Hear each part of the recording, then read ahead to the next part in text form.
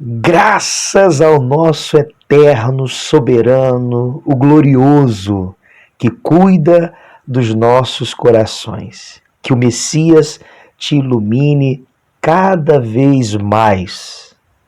Eu estou aqui nesse dia para trazer mais um capítulo do livro de Isaías, o grande enviado pelo Altíssimo para levar as boas novas da salvação para todo o Israel antigo e para o novo Israel.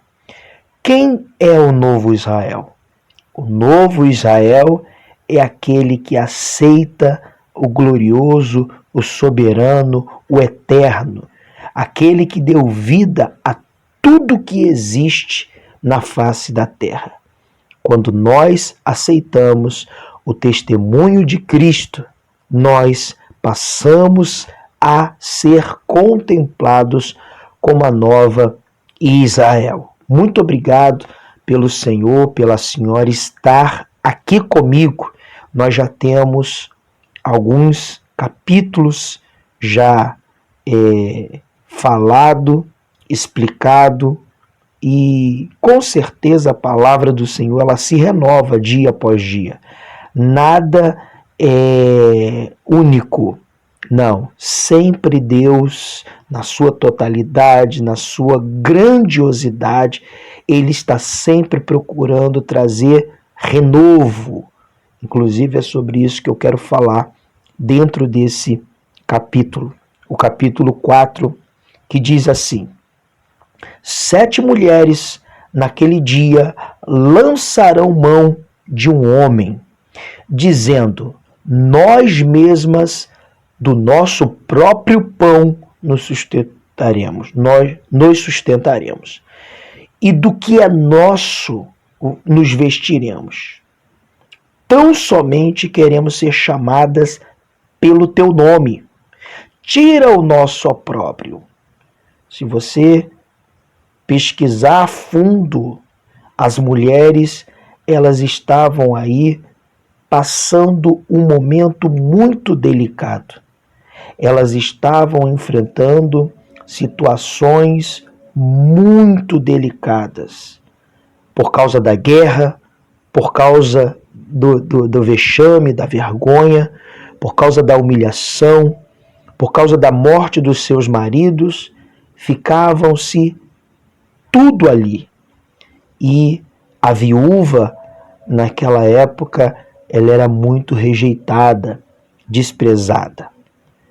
E para que elas não viessem passar por isso, elas renunciavam os seus votos de viuvez, assumindo-se comprometer em outro casamento, com outros homens, até mesmo sendo escravas ou concubinas. Por que tudo isso? Por causa da desobediência, por causa da rebeldia que Israel havia vindo praticando há muito tempo. Vamos continuar no versículo 2 agora, que diz assim: naquele dia o renovo do Senhor será de beleza, de glória, e o fruto da terra, orgulho e adorno para os de Israel que forem salvos. Interessante, né? Esse versículo. Para os de Israel que forem salvos. Palavra de esperança que vem com frequência após aquele momento de dor, de sofrimento, de angústia, aquele momento que acontece dor.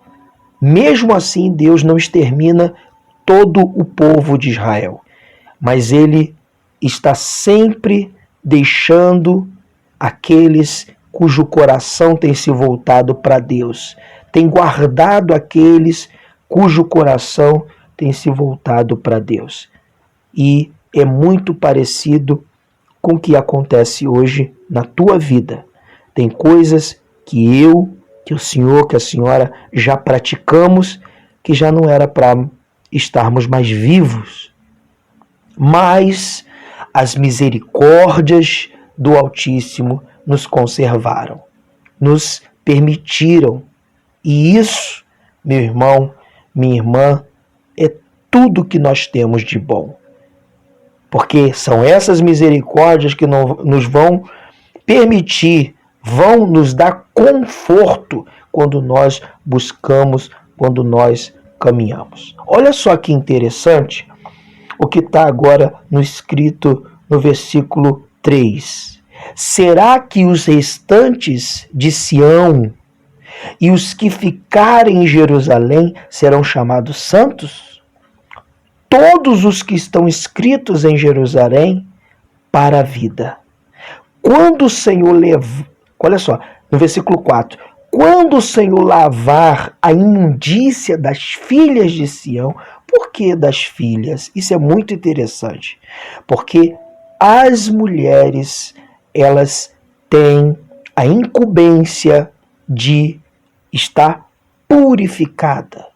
Eu não digo virgem, eu digo purificada, sendo esposa de um só homem, se cuidando para que dela seja gerado um homem valente.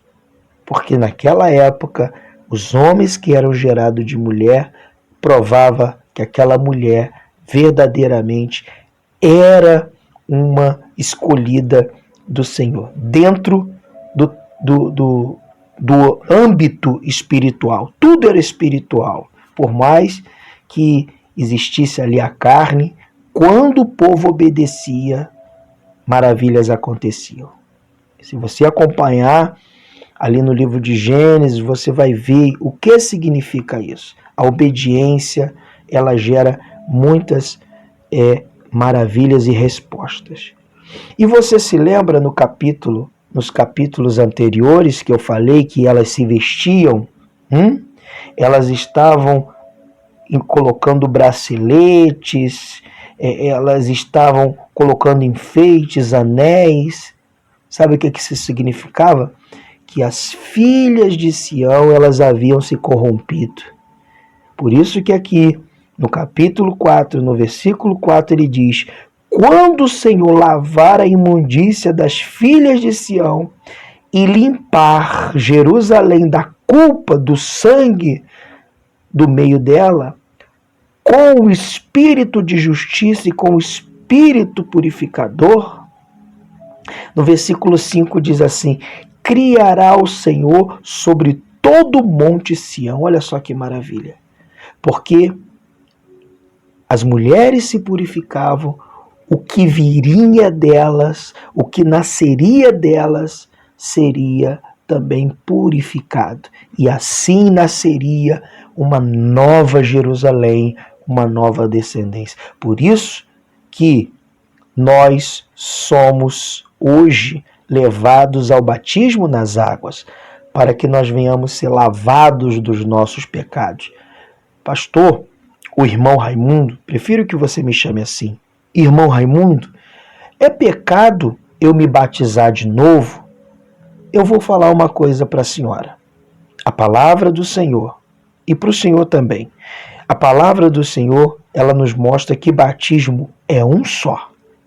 O batismo é um só. Não existe dois batismos. Não. Batismo é um só. Porém, o que nós devemos fazer? O que nós devemos colocar em questão? Como agir diante disso? Nós precisamos entender que, se o batismo é um só, o que eu tenho que fazer é recompor a minha consciência e voltar para os preceitos, os ensinamentos, e não permitir que a minha consciência seja condenada pelas acusações daquilo que eu venho praticando. Então, para resumir, eu tenho que abandonar o pecado. O pecado. pecado, entendeu?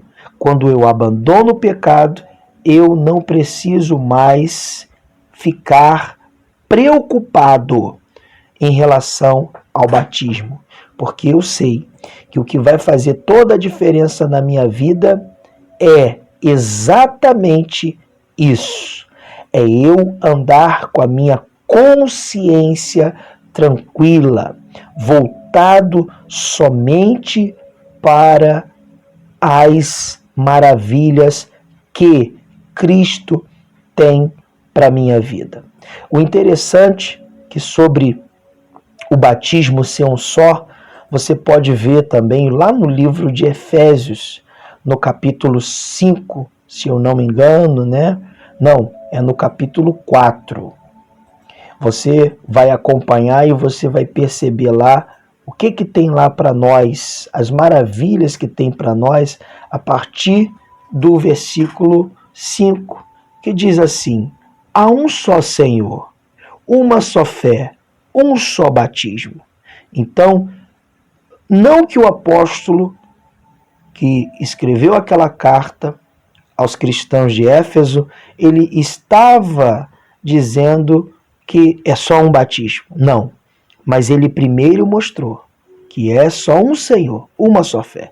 Então você não precisa ficar toda hora querendo mostrar para o Senhor com atitudes físicas que você é dele. Mas uma atitude física e muitas atitudes espirituais, mentais, concentradas na verdade, isso mostra. Inclusive, eu tenho um vídeo aí que mostra os 2 cachorros que existem dentro de cada um de nós. Na realidade, são 2 dualidades. Eu gostaria que a senhora ou o senhor, se pudesse, assistisse esse vídeo, porque é muito importante para a gente saber o que acontece dentro da nossa natureza. Tá bom? E agora, voltando aqui no livro de Isaías, no capítulo 4, no versículo 5, você aparentemente presta atenção comigo e olha só o que está escrito. Criará o Senhor sobre todo o monte Sião e sobre todas as suas assembleias uma nuvem de fumaça e resplendor de fogo chamejante de noite, porque sobre toda a glória se estenderá um dorsal e um pavilhão, os quais serão para sombra contra o calor do dia e para refúgio e esconderijo contra a tempestade e a chuva.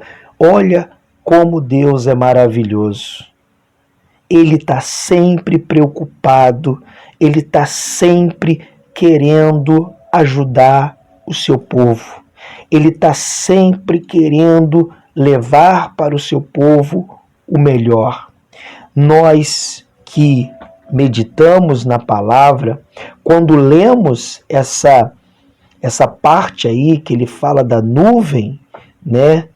Ele diz: criará o Senhor sobre todo o monte Sião e sobre todas as suas assembleias uma nuvem de fumaça e resplendor de fogo, chamejante de noite, porque sobre toda a glória se estenderá um dossel, os quais serão para sombra contra o calor de dia e para refúgio e esconderijo contra a tempestade e a chuva.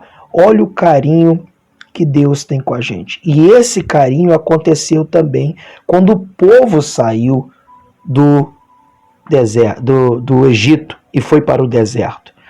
O deserto, durante o dia, ele tinha uma temperatura muito alta, um calor muito alto, né?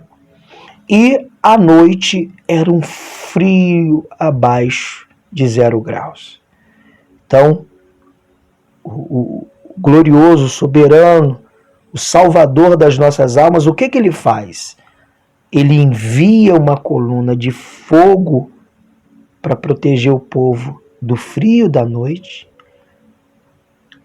e também, durante o dia, uma nuvem, uma coluna de nuvem para proteger do sol e do calor.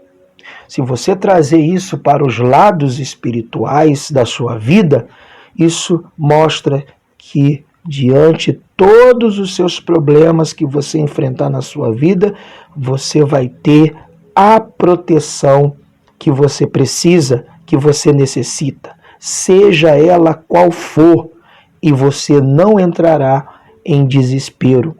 Mas o segredo está em se voltar para o Deus Todo-Poderoso. Por mais que o povo lá no deserto teve a oportunidade de ter uma nuvem de fogo durante a noite, uma coluna de fogo durante a noite, protegendo do frio, uma coluna de nuvem protegendo do sol escaldante, mesmo assim, muitos se rebelaram. Mesmo assim, muitos se deixaram levar pela rebeldia do seu coração. E nesse ponto, meu irmão, é que nós sofremos e nós padecemos. Mediante tudo isso que eu estou lendo, como você já pôde ver aí nos capítulos anteriores, Israel vem sofrendo por falta de obediência ao Senhor. Deus não quer fazer um povo escravo. Deus não quer fazer um povo que viva dependente da escravidão. Somos escravos de Cristo, como o apóstolo Paulo falou, somos, mas somos livres. Agora, fazendo uma reflexão, qual é o significado da vida? Por que nós estamos aqui nessa terra? Qual é o motivo que nos faz buscar estar do lado do bem todos os dias e fugir nos dias que o lado das trevas tentar nos sufocar, tentar nos conduzir para essa direção, falando no nosso coração que é o melhor caminho a seguir. Eu tenho que viver, eu tenho que curtir, eu tenho que aproveitar a vida, eu tenho. E aonde vai acabar tudo isso? Se você está deixando, se eu estou deixando de ouvir o que o Messias, o Salvador, aquele que se entregou no Calvário por cada um de nós, se nós deixarmos de obedecê-lo, nós sofreremos. Eu fico muito feliz por você ter chegado até aqui nesse momento. Porque se você está me ouvindo até agora, isso prova que você tem interesse de cuidar da sua alma. Por mais que você diga, esse meu irmão que está agora lendo e também explicando, também desfiando essa palavra e nos dando para alimento do espírito e da alma, olha, ele é muito abençoado. Mas uma coisa eu digo para o Senhor: por mais que nós sejamos abençoados, por mais que você sinta paz interior ouvindo esse momento de reflexão do livro de Isaías, você precisa colocar essa paz no seu coração. E mesmo quando o Raimundo ou o irmão Raimundo não estiver trazendo uma mensagem como essa, a paz interior ficará no seu coração. Por que o senhor está falando isso? Porque é isso que acontece. Eu também já passei por esse momento, aonde muitas das vezes fraco estava, desanimado, cheio de dúvidas, cheio de incertezas, e a paz que eu tenho encontrado não é nos bens que me cercam, não é na família que tenho, não é nos filhos, não é nada desse mundo, não é na comida, não é no alimento. Todos eles são importantíssimos para mim, mas aonde eu encontro paz interior é quando eu ouço que o Rei dos Reis é o meu Salvador. E todos os momentos eu procuro colocar isso dentro do meu coração. Todos os momentos eu procuro me voltar para Ele através da meditação da palavra, através de me esvaziar cada vez mais. E quando nós fazemos isso, meu irmão, você está permitindo que o seu coração seja habitável pela glória, conforme está escrito aqui no livro de Isaías. Olha que maravilha. Quando, versículo 4, capítulo 4, versículo 4, olha só. Quando o Senhor lavar a imundícia das filhas de Sião e limpar Jerusalém da culpa do sangue do meio dela, com o espírito de justiça e com o espírito purificador, criará sobre o monte de Sião e sobre todas as suas assembleias uma nuvem. Ou seja, ele vai trazer harmonia, ele vai trazer controle e as pessoas vão poder buscar o caminho do controle. Elas vão procurar buscar paz interior. Eu espero que esses momentos aqui desse estudo do livro de Isaías possa fortalecer a sua fé, tá bom? Eu vou ficando por aqui. Participe você também dos outros capítulos e convide alguém para fazer parte desse momento tão especial que é meditar na palavra do Eterno, do Glorioso, do Soberano. Fica na paz e até uma próxima oportunidade.